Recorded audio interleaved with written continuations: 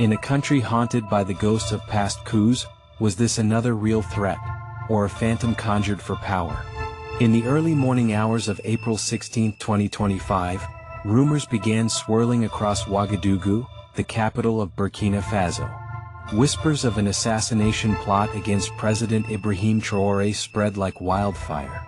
Social media buzzed with unconfirmed reports. Local outlets rushed to publish headlines suggesting that a deadly scheme had been uncovered, and foiled just in time. For a country that has weathered 2 coups in 3 years, the possibility of another upheaval felt chillingly plausible. Traoré, the young military captain who had risen to power promising security and sovereignty, now appeared to be the target of forces determined to upend the fragile stability he fought to maintain. Yet as the dust began to settle and the initial shock wore off, deeper questions emerged, questions that few dared to ask openly. Had there truly been a serious attempt on Traore's life? Or was the story itself part of a larger, more calculated narrative? This is the story the mainstream media isn't telling. This is an investigation into the shadows cast not just by bullets, but by words. According to initial reports from Burkinabe state media and several smaller regional outlets, security forces had neutralized a group of military officers plotting an assassination against President Traoré. The names of alleged conspirators were not immediately released. No detailed timeline of events was offered.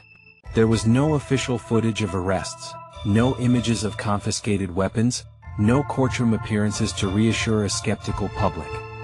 Some social media source emphasized that the plot had been carefully orchestrated over months, involving internal saboteurs and external collaborators, though specifics were vague.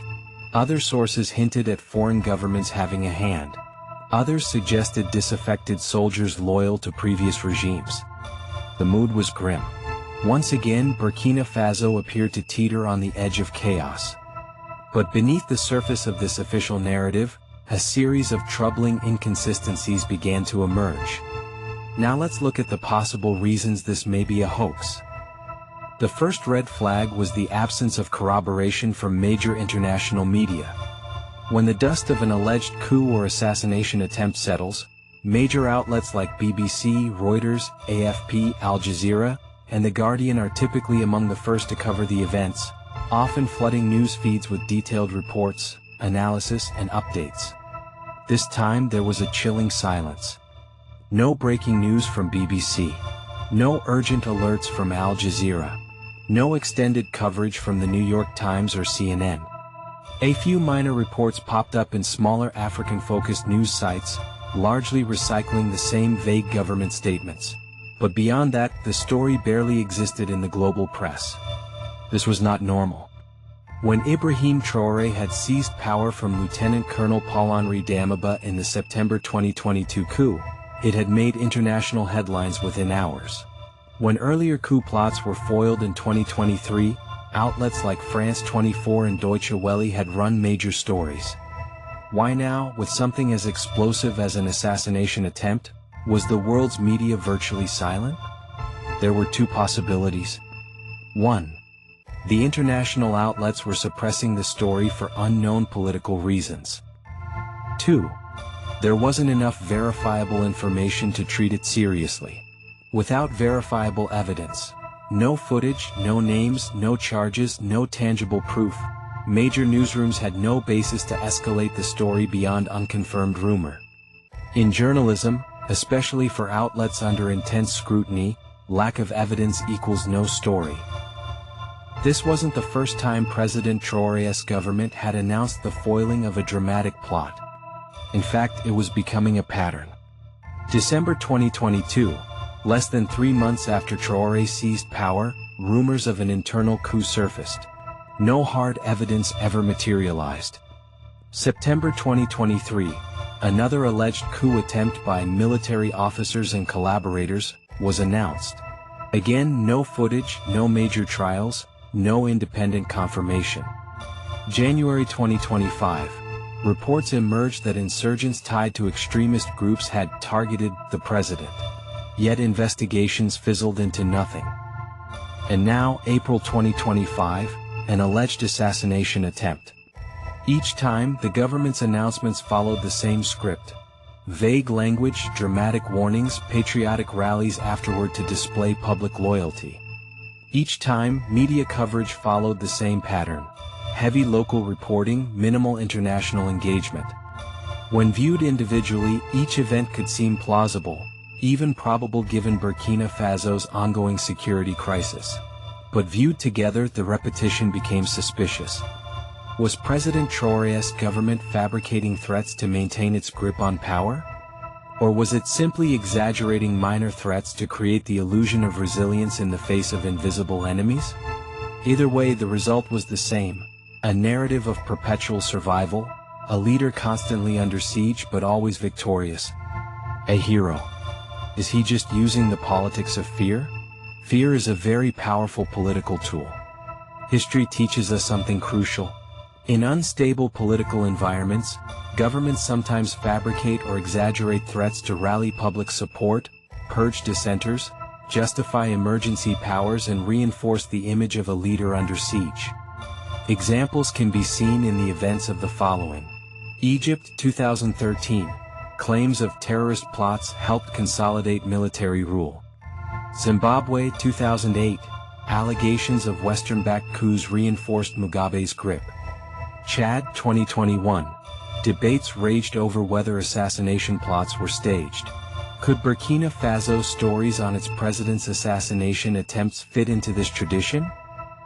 Looking at it closely, Burkina Faso under Traore's government faces enormous pressures from Islamic insurgencies, humanitarian crisis, internal and international isolation. Groups like Al-Qaeda in the Islamic Maghreb AQIM, and Islamic State in the Greater Sahara ISIS, control vast rural areas. Over 2 million Burkinabe have been displaced. Rival military factions, ousted politicians, and disillusioned civilians simmer with resentment.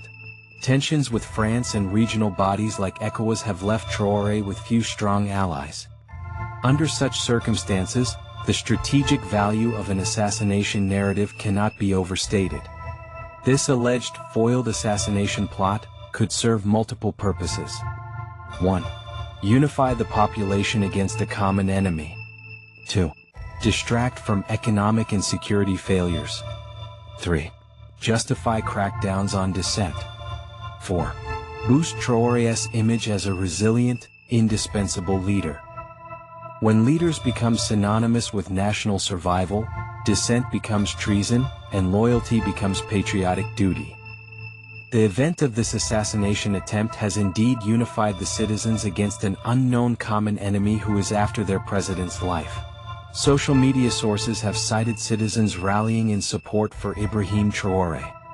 For the few Burkinabe citizens who might have doubts of this alleged assassination attempt, however, cannot openly express their concerns given that in a country where criticizing the government can carry serious risks, few will dare voice their doubts loudly. Yes, freedom of speech has shrunk since April 16th. By late April, Traoré appeared on state television looking calm, almost triumphant, speaking of vigilance against imperialist conspiracies. He hinted at internal traitors but never named names. Meanwhile, dozens of mid-level officers were reportedly reassigned or arrested quietly, though no formal trials or announcements were made. The pieces fit an all-too-familiar pattern. In investigating political events, an old rule applies. Que bono?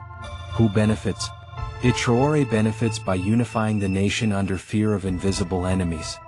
Hardline nationalist factions benefit by tightening their control. Russian advisors, if present, benefit by further alienating the West. Ordinary citizens, however, pay the price, with increased censorship, militarization, and economic uncertainty. And perhaps most ironically, Western governments also benefit by portraying the region as unstable, justifying continued sanctions or disengagement. Thus, multiple layers of players, each with competing narratives, swirl around a single unverifiable event. In a post-truth world, the story becomes more powerful than the facts. Whether fabricated or real, this alleged assassination attempt has allowed Traore's regime to 1. Declare stricter national security measures. 2. Clamp down on social media. 3. Accelerate arrests of activists, journalists, and suspected dissidents. 4.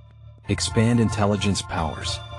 This fits into a broader trend across the Sahel region, where leaders use security threats, real or invented, to justify authoritarian consolidation. Was there truly an assassination attempt on Ibrahim Traoré? Maybe. Maybe not. But the greater truth may lie not in what happened, but how the story was used. One lesson is clear. In today's information wars, the narrative is sometimes deadlier than the bullet. As of today, no verifiable evidence has been presented to prove there was truly a serious assassination attempt against President Ibrahim Traoré on April 16, 2025. No footage of arrests. No published names of conspirators. No transparent investigations. No international confirmation. Meanwhile, Traoré remains firmly in power, buoyed by patriotic rallies, a controlled media landscape, and the powerful narrative of being a leader under siege. The question is not whether enemies of Traoré exist. Undoubtedly they do. The question is whether the specific events of April 16 happened as described. Or whether they were crafted, a careful political weapon in a country where truth itself is often the first casualty of survival. Look closely at the facts and decide for yourselves. Until transparency triumphs over propaganda, the truth will remain hidden, somewhere deep within the shadows of Ouagadougou.